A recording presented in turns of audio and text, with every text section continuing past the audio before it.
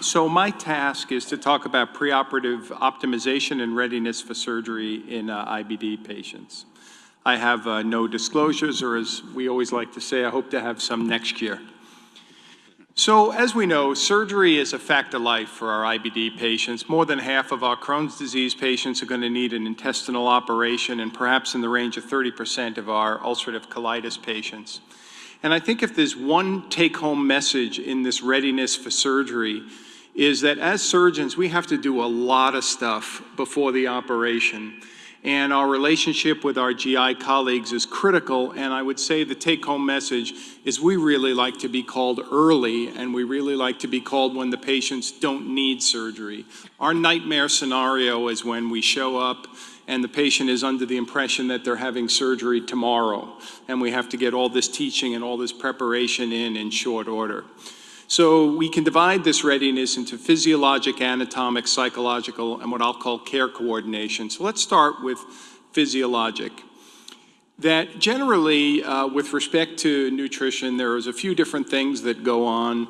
There's poor intake, malabsorption, and adverse reaction to medications. And we know that with nutrition, there are three, we know from all surgery that there are three aspects of a malnourished patient. We know they're going to have an increased morbidity, increase in septic complications, and increase in wound complications.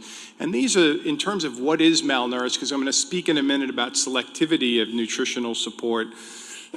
But these are three reasonable indicators of somebody who needs nutritional support. Recent weight loss greater than 10%, a BMI less than 18.5, and a serum albumin less than 3. When we talk about nutritional assessment, I think the key really is this first piece. These are the things we need to think about. But it's really, really important to understand that trying to nutritionally replete the inflamed patient, like the patient with severe colitis that's refractory to medical therapy, it's like trying to fill a bucket with a big hole in the bottom. You're wasting your time. You can't nutritionally replete a patient with uncontrolled infection or inflammation. So either you need to, for example, get control of the infection by draining an abscess, or you need to do conservative surgery. You're not going to be able to replete them because, again, they have a big hole in their nutritional bucket. On the other hand, we see our patients with severe, for example, multiple strictures, jejunal-ileitis, they greatly benefit from a period of nutritional repletion prior to surgery. With respect to the other issue, with respect to IBD and venous thrombosis, that we know that our IBD patients have a threefold increase in their VT incidence, and prophylaxis is recommended clearly during the hospitalization. And one of the things that we worry about the most is the real not lethal, but morbid combination for us is this combination of the severely inflamed patient who has a PICC line in, who's getting nutritional repletion prior to surgery. These are the patients who have a very, very high incidence of PICC line or upper extremity venous thrombosis. Indeed, when we looked at a large series before I moved to Chicago in Vermont, it was by far our most common complication in patients who had a subtotal colectomy for severe colitis.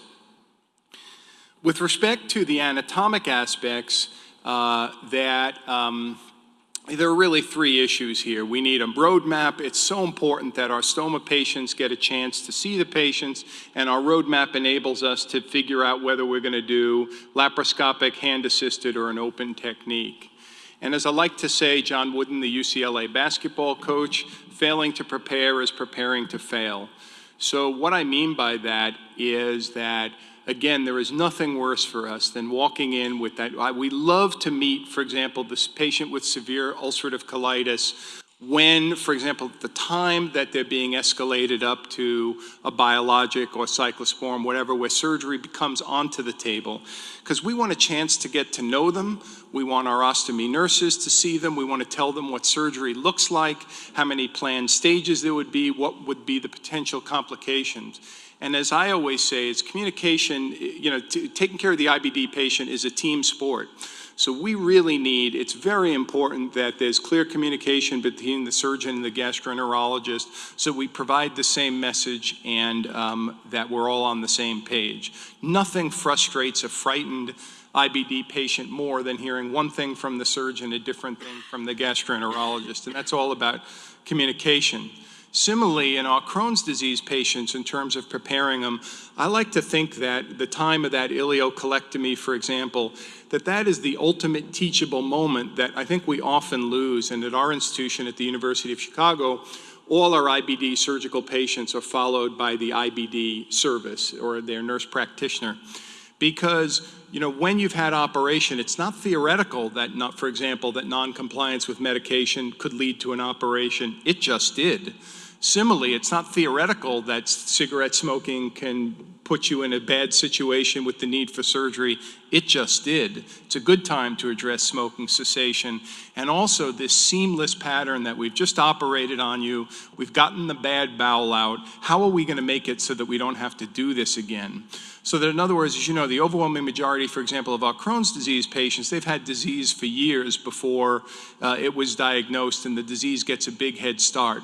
Now we're getting a level playing field. Phil, Feza, or I are going to remove that diseased bowel and we're going to have only leave healthy intestine. And as you all know, it's much easier to keep it healthy than to make it, than to reverse it, certainly once there's fixed disease. This is just a few other factors because I have a lot to cover.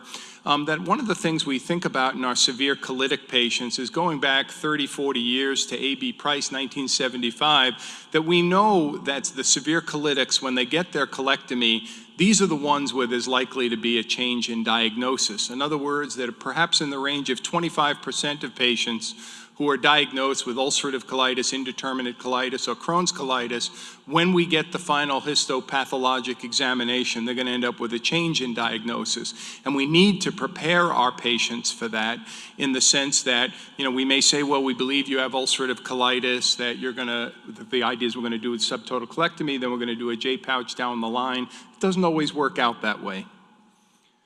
And along that line of building on that is another study of ours. It's intentionally, you're not supposed to be able to read this, but at the end of the day, what this shows is we all have, as human beings, most of us who don't have a stoma, we have an innate and inherent bias against an ostomy, even though that's clearly the most appropriate option for a number of our IBD patients, and in the long term, they do well with them.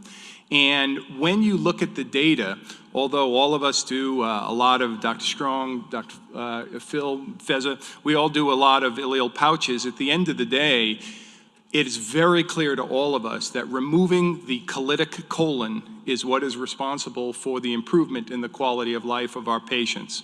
What orifice that the stool comes out after the operation is truly a secondary consideration.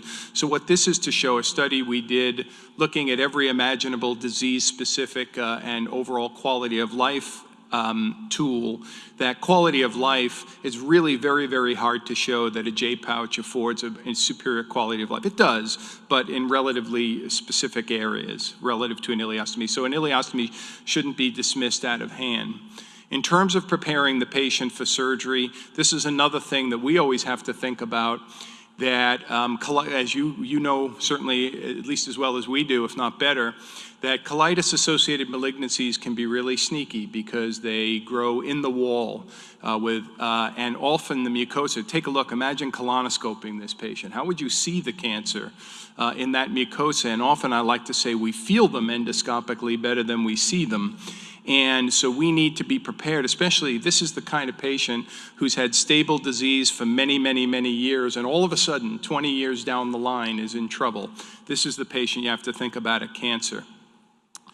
With respect to, I want to talk about preparation for steroids, and this is something we can certainly talk about after, but at the end of the day, that we don't like steroids, you know, with respect to surgery, but I think the key thing is that I always say that if we're going to have to choose between a sick patient off steroids and a well patient on steroids, I'd rather have a well patient on steroids.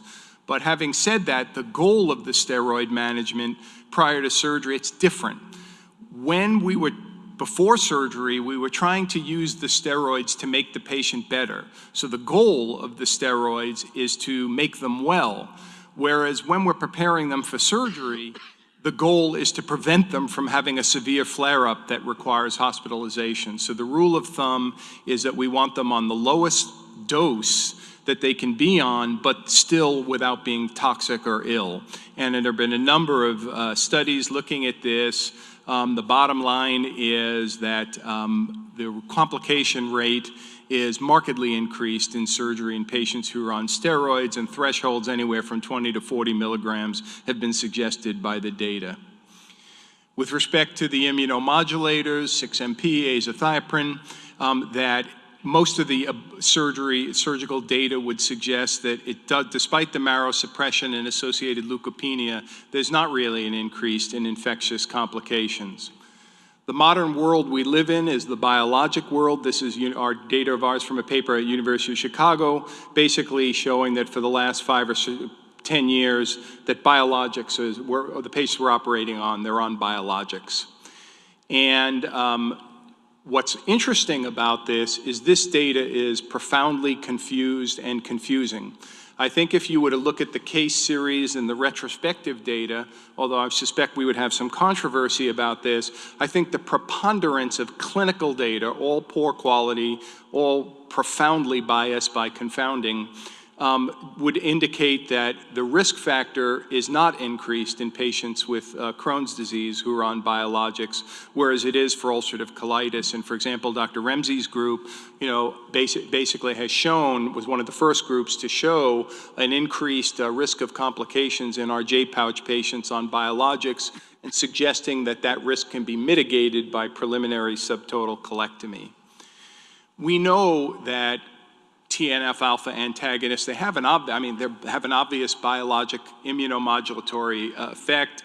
We know they have an increased risk of, for example, respiratory complications, when we know they do things like impair neutrophil chemotaxis and adhesion. So it only stands to reason that they would increase surgical complications.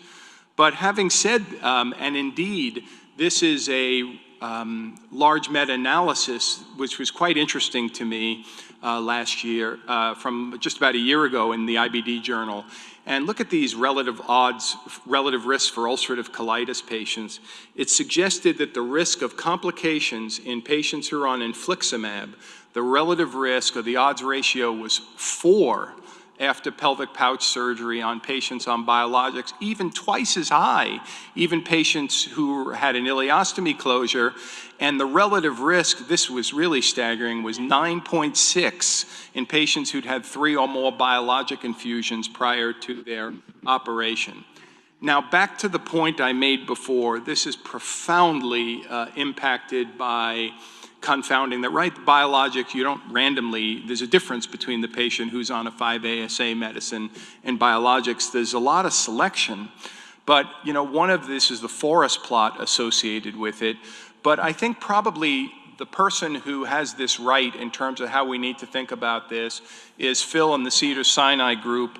Really took a far more logical and sensible approach, and I think the one that we're moving towards is looking at levels. And I really found their paper quite interesting in the sense that about half of their IBD patients who are on biologics have no drug level. When detected within the week of surgery, you draw their blood, they don't even have any biologics in their system. As opposed to some of the clinical data, they did indeed show, especially for the Crohn's disease patients with detectable levels of anti-TNF, the odds ratio of a complication was about 3. But interesting, look at the colitic patients. Only 28% of the colitic patients had detectable anti-TNF levels, whether that was antibodies or because they're excreting the drug in the stool. I'm not sure, but there was no increased risk in complications. Now, I'm going to tease Phil and set things up for the panel. At the end of the day, is that he was telling us about measuring, the levels and giving a month of washout before surgery.